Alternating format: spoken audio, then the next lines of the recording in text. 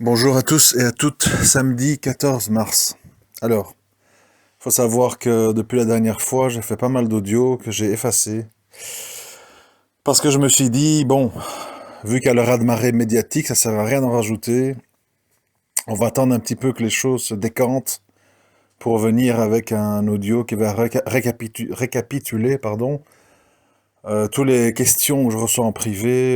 Je m'excuse, la plupart je ne réponds pas ou volontairement.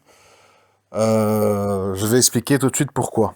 Bon, on va essayer d'entrer dans le sujet parce qu'il y a tellement de choses à dire. Ça risque d'être un peu long, je m'en excuse, mais je fais au mieux pour essayer d'être synthétique et audible. Alors, par où commencer? D'abord, ça va. Bon, comme je dois aborder plusieurs questions, certains points vont moins vous intéresser que d'autres. Il faut un petit peu patienter que je termine. Je dois un peu aborder plusieurs aspects de ce qui se passe. Rapidement, la bourse. Alors, je voudrais vous expliquer très brièvement comment ça fonctionne, parce qu'on me dit telle valeur n'est pas chère, qu'est-ce qu'il faut faire, etc. Alors, comment ça fonctionne en période de crise? D'abord, les gestionnaires de fonds liquident toutes leurs positions à risque, c'est-à-dire les sociétés les plus dangereuses, les moins stables, celles qui seront le plus impactées par tout ça, etc. Ils liquident ça en premier lieu. Donc, on peut considérer que ces sociétés-là sont déjà à plus ou moins un plancher ou vont continuer à décliner doucement. Ensuite, ils font le bilan de ce qui leur reste et s'ils voient que la crise va durer longtemps, ce qui va sans doute être le cas, ils vendent petit à petit leur position gagnante. C'est-à-dire l'or, l'argent, vous avez vu ce qui s'est passé avec l'argent métal, on est passé de 18 dollars les 31 grammes à 14 dollars et demi. On a un super méga plancher à 10 dollars. Il faut savoir que si on arrive là, ça m'étonnerait, mais c'est possible. Si on arrive là, les trois quarts des entreprises qui travaillent, qui sont actives dans l'argent métal tomberont en faillite. Enfin, ça sera vraiment un cataclysme parce que ce sera pas rentable. C'est comme le pétrole à 25-30 dollars, c'est pas rentable pour la plupart des acteurs. Donc, ça aura toutes sortes d'effets ricochets, donc des pénuries à moyen terme après la vente à court terme. Donc, ils vendent après leur position gagnante afin de couvrir leur position perdante. Et puis, ils gardent en portefeuille toute une série de valeurs qu'ils estiment stables, qu'ils ne vendent pas ou peu, afin de remettre un bilan en fin d'année qui n'est pas trop moche. Bon, je schématise, je caricature, je simplifie, mais c'est parce qu'on n'a pas beaucoup le temps. Donc voilà, ceci explique pourquoi l'or et l'argent et toute une série d'autres compagnies ou secteurs très bons descendent malgré tout. C'est parce qu'ils doivent dégager de l'argent afin de couvrir leurs pertes. Je l'avais déjà dit dans l'audio précédent. Alors, pour ce qui est du reste, je voudrais vraiment attirer votre attention, s'il vous plaît. Si vous faites d'autres choses, arrêtez 2 minutes parce que c'est assez important. Je voudrais que vous arrêtiez, comme moi avant, à l'époque, quand j'étais plus jeune, que vous arrêtiez de souffrir du fait que les gens autour de vous ne comprennent pas. Je vais vous expliquer pourquoi ils ne comprennent pas. Parce qu'il y a des raisons. Un, il y a les gens qui ont leur inconscient qui est gravé par les séries télé, les films, etc., où il y a toujours un happy end, c'est-à-dire où ça se termine bien. Donc pour eux, en fait, quoi qu'il se passe, ça se terminera bien. Donc, il ne faut pas s'inquiéter, il ne faut pas s'angoisser, tout est sous contrôle. On voit ça souvent aussi dans les populations maghrébines qui ont connu des graves, euh, des graves crises dans leur pays, ce qui a fait qu'ils ont quitté leur pays pour venir ici. Pour eux, dans leur inconscient, nous sommes dans l'antichambre du paradis. Les supermarchés sont pleins, on ouvre un robinet, il y a de l'eau, il y a le chauffage, etc. Donc pour eux, c'est déjà, c'est comme une espèce oui, une antichambre du paradis qui est insubmersible, comme on pensait avec le Titanic. Et donc pour eux, toute éventualité ou toute possibilité psychique que les choses basculent est impossible. Donc là, vous pourrez venir avec tous les arguments, les vidéos, les chiffres, les tableaux, ça servira à rien. Je vous le dis pour pas souffrir, c'est comme ça. Ensuite, vous avez une autre catégorie de gens. Il y a des gens qui ont une vie très très vide, très très vide. ils ne sont pas croyants, ils vivent pour leur passion, la musique, les concerts, le sport, les matchs de foot, de basket.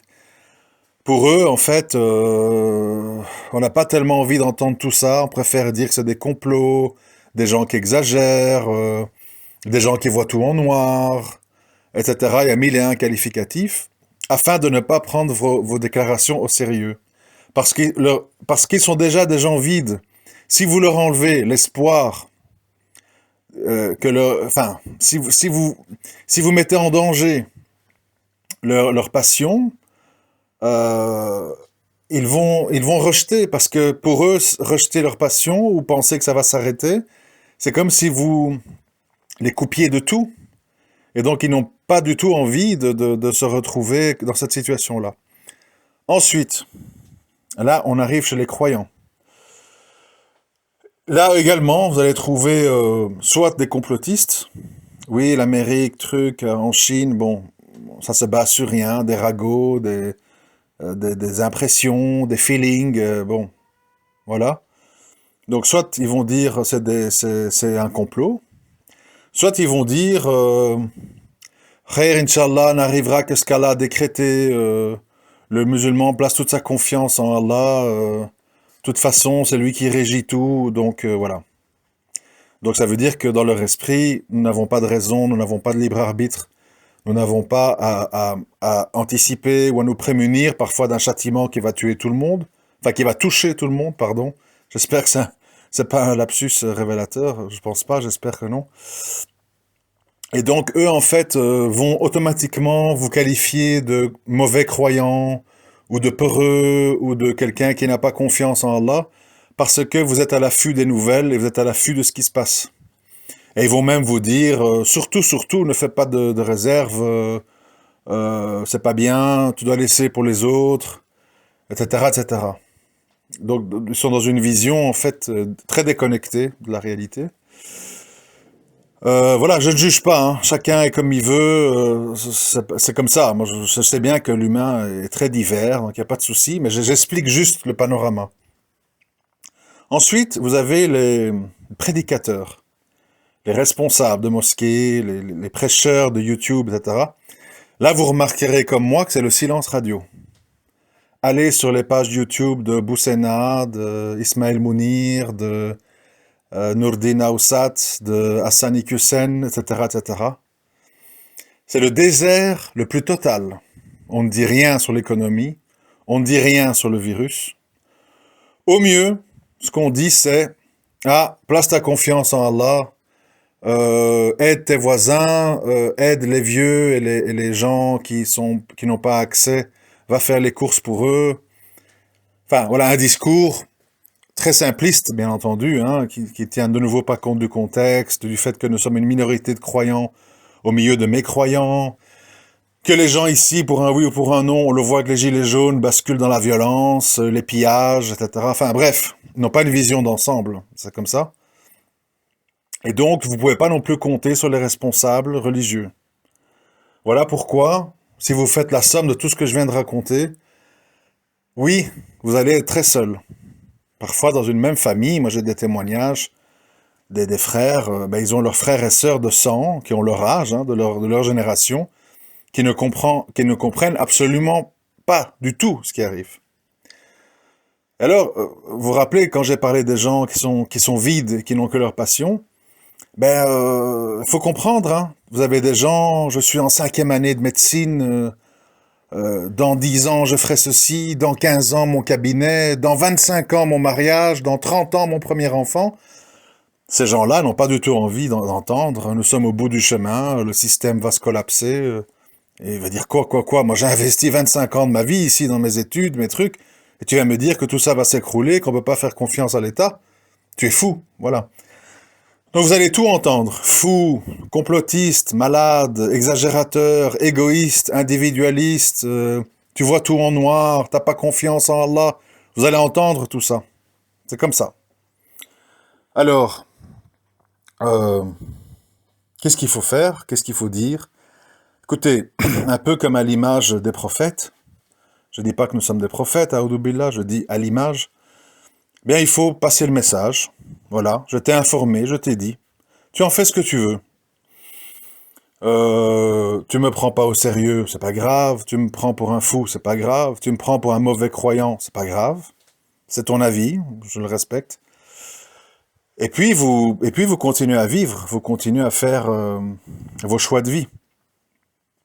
Parce que, pourquoi je dis ça? Il y a un autre phénomène que je constate qui est très étrange. C'est malgré tout ce qu'on voit, en fait. Vous voyez, les gilets jaunes, les mensonges, les élections, les coalitions qui ne se font pas. Ici en Belgique, depuis presque 1 an et demi, on est sans gouvernement. On doit faire un gouvernement d'urgence entre les gens de gauche et de droite et d'extrême droite dans le nord du pays. Un méli-mélo, un capharnaüm incroyable. Et on vous dit, ah, il faut faire confiance dans ce que les autorités disent.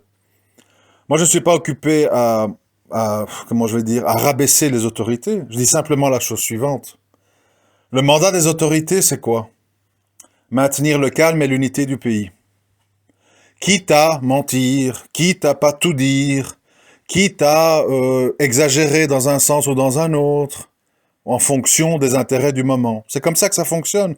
On le voit avec Erdogan en Turquie, par exemple. Vite, faut aider les pauvres Syriens, on va attaquer Bachar, machin. Et puis, on a fait un accord de paix avec les Russes, désolé. C'est comme ça que ça fonctionne, la politique. La politique, il n'y a pas d'idéologie, il n'y a pas d'honneur. C'est de l'opportunisme. Alors moi, je place pas ma sécurité et ma confiance et ma famille sur les paroles de l'un ou l'autre ministre ou de l'une ou l'autre politicien, politicienne. J'analyse les faits. Et les faits, en ce moment, dans cette histoire de coronavirus, ils sont les suivants. Nous sommes en présence d'un virus atypique qui frappe souvent des vieux, parfois des jeunes, des fois d'une manière pas grave, des fois d'une manière grave. Parfois, des gens sont guéris et retombent malades. Parfois, on analyse au microscope qu'il y a plusieurs souches. Ils ne sont pas tous les mêmes. Donc, il y aurait plusieurs souches. Ça fait, comme je l'ai écrit, ça fait tellement d'années qu'on dépense de l'argent pour sauver les banques, pour sauver le système, pour se prémunir du grave danger islamiste qu'il faut financer des vigipirates, des machins, des campagnes contre l'islamisme, toutes les couvertures de magazines, etc. Que maintenant on se retrouve avec des médecins, des hôpitaux, des infirmières démunis, qui crient au secours sur Twitter, qui n'ont pas de masque, qui n'ont pas de gel, qui n'ont pas assez de personnel, qui n'ont pas assez de lits. Il faut comprendre une chose. À ceux qui pensent que l'Occident est un empire insubmersible, comme le Titanic, je me répète. L'Occident, qu'on le veuille ou non, est un géant de papier. Un géant au pied d'argile, comme on dit. Je répète ce que j'ai dit la dernière fois. Le système capitaliste moderne est ainsi fait qu'il est conçu pour fonctionner quand tout est lisse et quand tout le monde a confiance. Parce que la confiance, ça permet de faire des emprunts bancaires, de prêter de l'argent, d'avoir des projets à long terme, d'organiser des fusions d'entreprises, de lancer des nouveaux produits, de lancer une campagne de publicité pour que peut-être les gens achètent plus tel ou tel produit, etc., etc., etc. À partir du moment où il n'y a plus confiance, on n'ose plus sortir, on n'ose plus voyager, on a peur de tout et de tout le monde, même à tel point que quand on dit ne videz pas les supermarchés, il y a des stocks pour 30 ans, je ne sais pas ce que j'ai entendu, des trucs complètement ridicules, eh bien les gens n'y croient pas. Ici, en Belgique, j'ai vu des images en France, en Espagne, il y a pas mal de gens qui sont occupés à remplir leur caddie et envers et contre tout à faire des stocks chez eux. Parce qu'il y a des gens, alors beaucoup de gens se moquent d'eux. Ils sont fous, ils sont cons, ha ha ha. Moi, je me moque pas d'eux, parce que je dis, c'est normal que dans le doute, ayant l'habitude des mensonges, vous ne pouvez pas vous imaginer le nombre de gens en 2008 à qui on a menti, qui ont été trahis par leurs banquiers, par leurs conseillers en investissement. On leur a dit, par exemple, ici en Belgique, la banque Fortis et la banque Dexia sont des sociétés invulnérables. Ce sont des actions bon père de famille. Vous pouvez y aller à fond, risquer toute votre pension dedans. Ces deux banques sont tombées en faillite. Les gens qui avaient des actions de ces banques-là ont eu 0 € au bout du compte. Et croyez-moi, ça a fait des dégâts. Donc les gens qui ont un peu l'expérience de la vie savent qu'on est dans un jeu de poker menteur, où les gens, pour se donner de l'importance, font semblant qu'ils ont un beau jeu, alors que peut-être ils ont une paire de 3 et voilà, une paire d'as ou je sais pas quoi. Ils n'ont pas de grandes floches ou de brelans ou carrés, etc. C'est ça le jeu. Tout le monde fait semblant.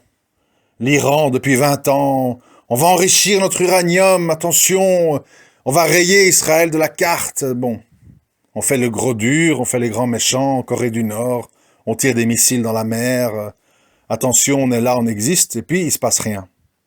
C'est ça le jeu. C'est-à-dire tout le monde bombe le torse, tout le monde fait semblant, et dans la réalité, personne ne sait vraiment ce qui se passe. Jusqu'au moment où on vous dit, telle entreprise est en faillite, tel assureur ne peut pas couvrir les risques de telle banque, X millions de gens sont mis au chômage, dorment dans des tentes en Californie, n'ont plus de logement, on leur a repris leur maison, qu'on vend en vente forcée pour que les banques se remboursent. Et puis tout le monde tombe des nues. Parce que les gens se sont dit, mais on m'a jamais dit ça. Idem dans l'autre sens, quand on parle de l'or et de l'argent. Les gens, ils vont voir leur banquier. Et puis il dit, vous pensez quoi de l'or Et je répète ce que j'ai dit depuis 10 ans maintenant.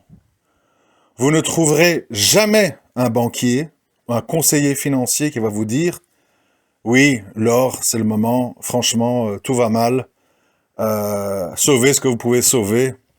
Quand tout va mal, en général, l'or tient bien sa valeur par rapport au reste. » Personne ne va jamais vous dire ça. On va vous dire « Prenez une assurance vie, prenez un placement sans risque à du 1%, gardez tout sur votre livret A. » On va jamais vous dire « Achetez de l'or et de l'argent. » Jamais.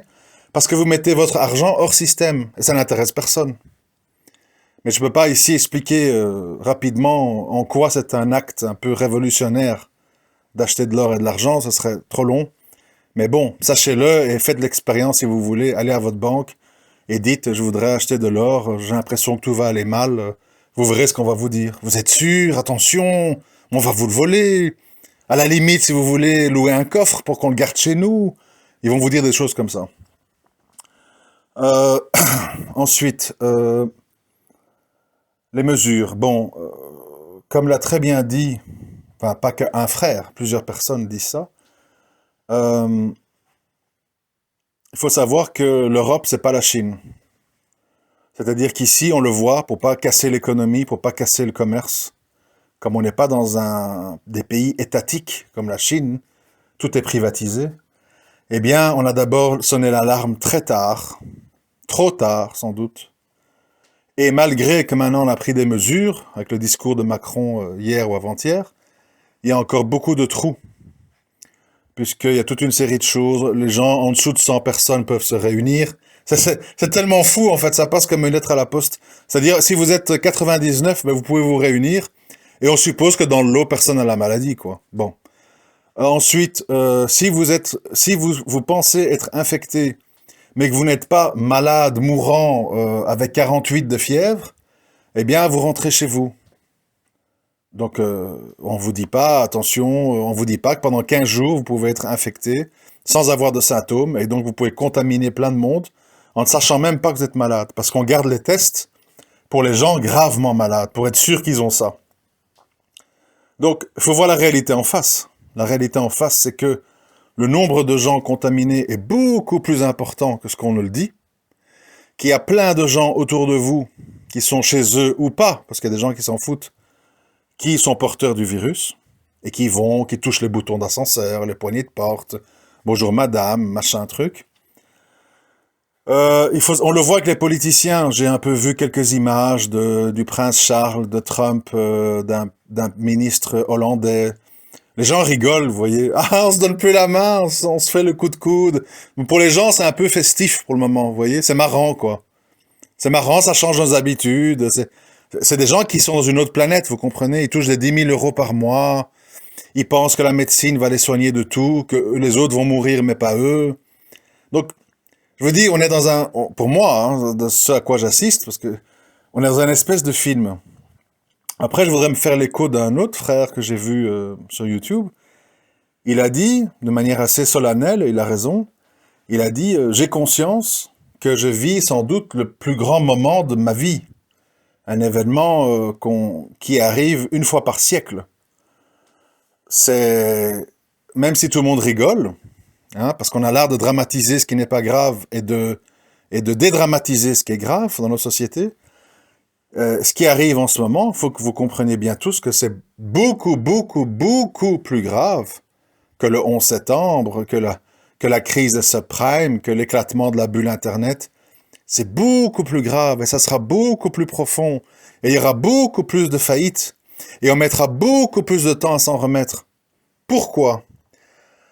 Parce que, pour éviter une récession naturelle, en 2008, et puis 7-8 ans plus tard, en 2016, on a injecté des tonnes et des tonnes et des tonnes d'argent pour faire tourner la machine. Parce qu'on vit dans une société qui ne tolère plus les récessions, qui ne tolère plus les crises. Il faut que ça monte tout le temps. Il faut que chaque année, on ait des bons rapports. On ne doit jamais perdre. On ne doit jamais installer le pessimisme dans les esprits.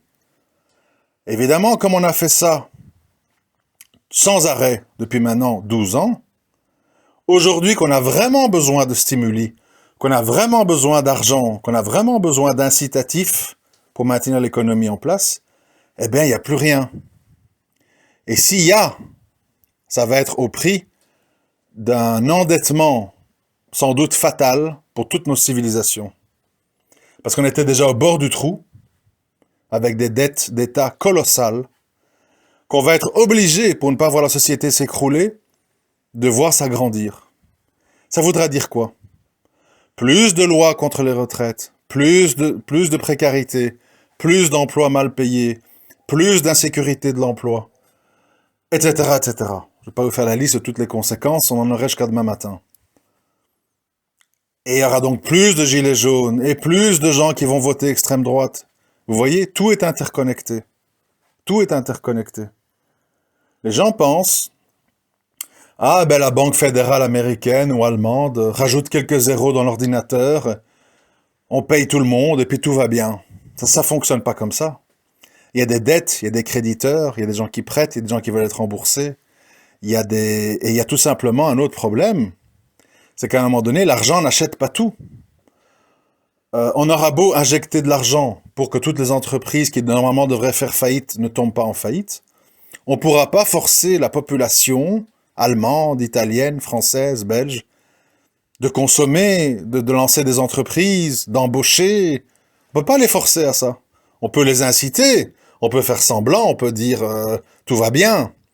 Mais si les gens, dans le plus profond de leur cœur, sentent que ça ne va pas, qu'ils ont peur, qu'ils n'osent plus prendre l'avion, qu'ils n'osent plus aller dans un hôtel à l'étranger, à l'heure où je vous parle, il y a des milliers de Français et de Belges qui sont bloqués à Marrakech et dans divers endroits du Maroc et qui sont interdits de revenir ou de repartir. Vous croyez que ces gens-là vont pas avoir des séquelles? Vous croyez que ces gens vont encore oser partir comme ça loin de chez eux? Il y aura des conséquences. Les conséquences, c'est que les gens vont se tourner vers eux-mêmes, vont développer des activités, des dépenses de proximité. Et maintenant, les gens ont même peur de commander un colis en Chine, de peur d'avoir le virus sur le carton. Donc, pardon, tout ça, ça aura des conséquences dans les comportements humains. Les gens retiennent des drames à travers lesquels ils passent. Alors, l'autre chose qu'il faut savoir, c'est que ce n'est pas un mauvais moment à passer. Ici, en Europe, nous sommes au tout début de la pandémie. Début. Nous atteindrons un sommet, d'après les spécialistes, en France et en Belgique, plus ou moins dans 8 semaines. Ça veut dire 2 mois. Je vous laisse imaginer, d'ici 2 mois, tout ce qui va se passer. Je vous laisse imaginer aussi qu'est-ce qui va se passer s'il y a d'autres drames qui arrivent en même temps que celui-là. On est déjà complètement débordé, on renvoie les gens chez eux, les urgences, les hôpitaux sont pleins, alors qu'on est face au début d'une pandémie et à un événement unique. Que se passerait-il en cas de grosse catastrophe naturelle, grave tremblement de terre ou que sais-je. Donc on est au bord du bord dans tout, économiquement, humainement, on est au bord. Et qu'est-ce que vous voulez que je vous dise? Parce que on m'envoie beaucoup la question, qu'est-ce qu'il faut faire, dans quoi on doit investir, comment on protège son argent, quel genre de course il faut faire. Écoutez, moi je n'ai pas réponse à tout et je ne veux pas prendre cette responsabilité. Parce que chaque cas est différent. Si quelqu'un a 10 000 € d'économie, c'est pas comme quelqu'un qui en a 100 000. Si quelqu'un habite une maison au rez-de-chaussée, c'est pas comme si quelqu'un habite au 20e étage d'un immeuble. Si quelqu'un habite comment on appelle, une commune dangereuse, c'est pas comme si tu vis dans un milieu aisé, etc. Si quelqu'un est véhiculé, c'est pas comme quelqu'un qui n'a pas de voiture, et ainsi de suite. Vous voyez? Si quelqu'un est seul ou marié ou avec des enfants. Donc chaque cas est très spécifique. Tout ce que je peux dire, c'est la chose suivante. Je l'ai déjà dit.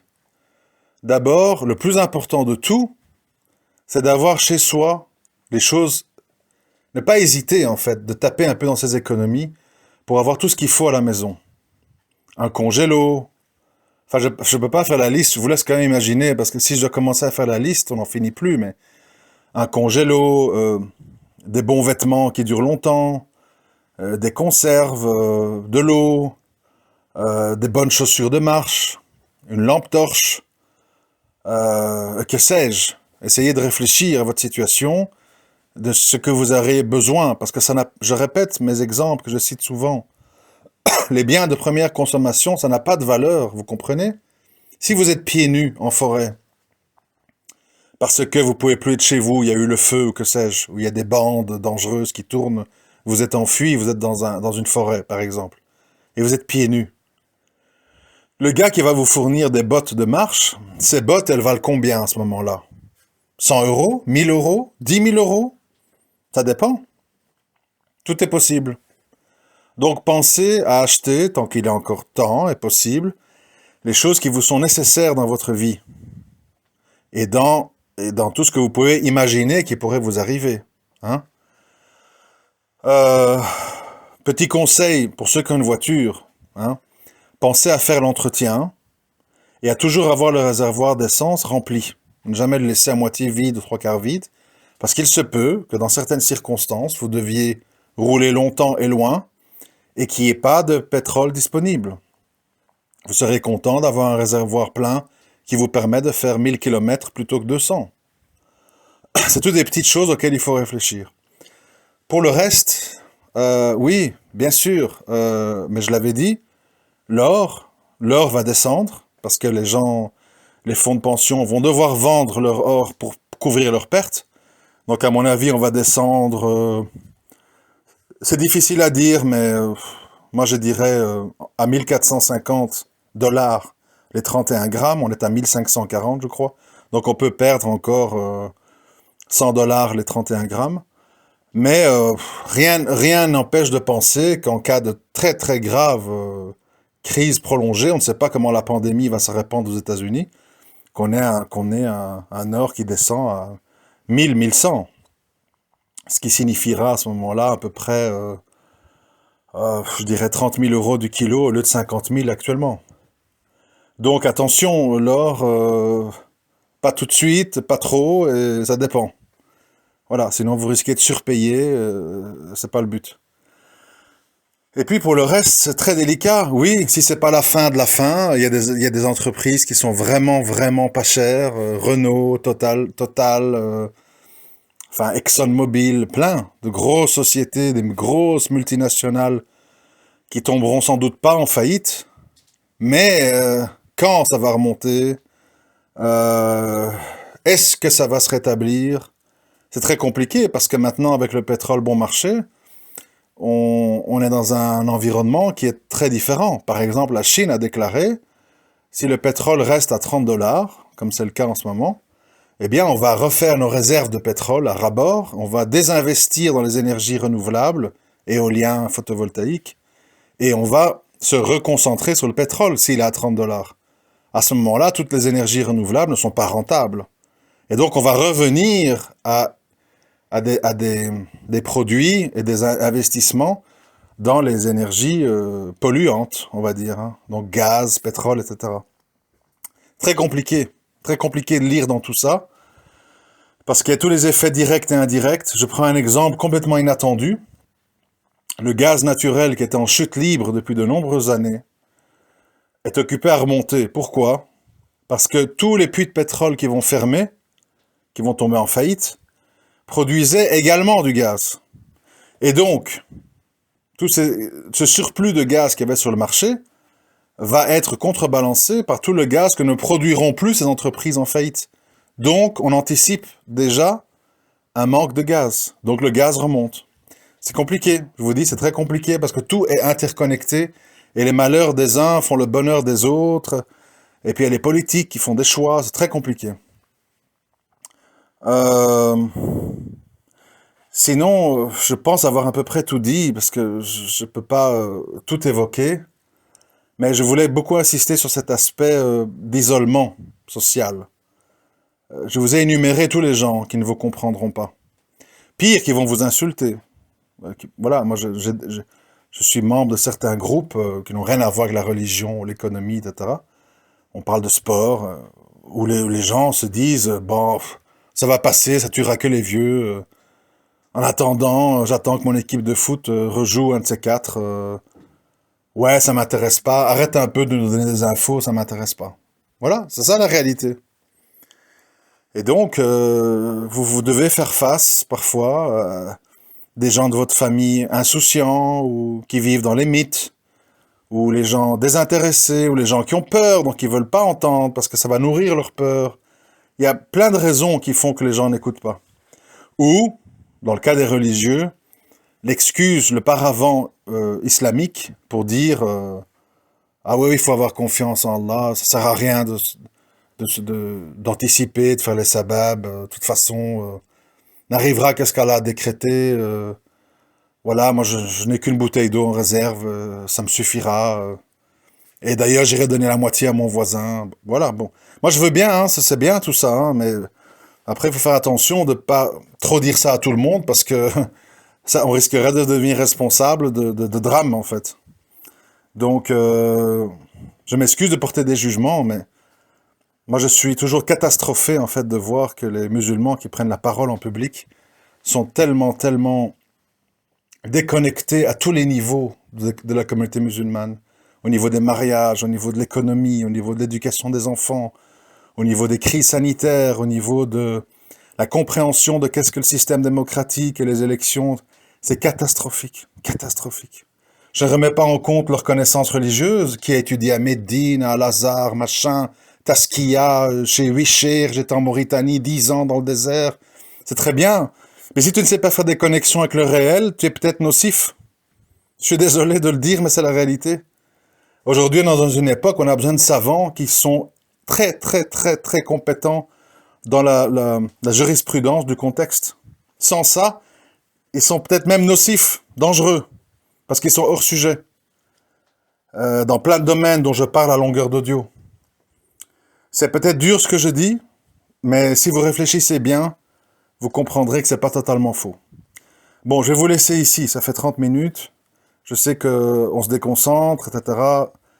Je reviendrai vers vous s'il y a de nouveau. Soyez sur vos gardes, soyez calmes, soyez patients, soyez organisés. N'attendez pas que tout votre entourage comprenne. Passez l'info, passez le message, chacun en fait ce qu'il veut. Bien sûr, pour les croyants, invoquez le Créateur.